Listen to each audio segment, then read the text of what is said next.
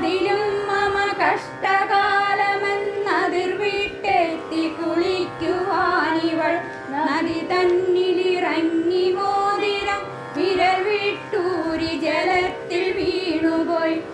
പതിവാണു മനുഷ്യ ജീവിത സ്ഥിതിയിൽ ദുഃഖ സുഖാദിയേവനും അതു കൈ പകരാൻ സുഹൃത്തര അരികെത്തെത്തുകിൽ ആശ്വസിച്ചിടാം. അരിയൊട്ടു തിളച്ചു പൊങ്ങിയാൽ അതിൽ നിന്നാവി ബഹിർഗമിക്കണം. അതുപോലെ മനോവികാരമൊട്ടവരർക്കായി പകരുന്നതുത്തമം.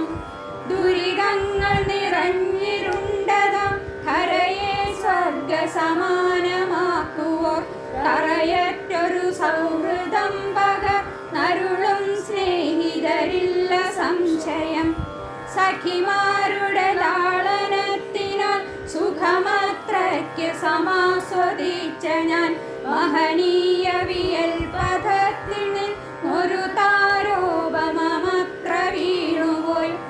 സഹജാത സവിത്രിയേവമി സഹജ സ്നേഹമെഴും വധൂടിയെ സഹസാ വെടിയുന്നു പുരുഷൻ സ്വയമോർത്താൽ ഉലകിൻ സ്വഭാവമാം.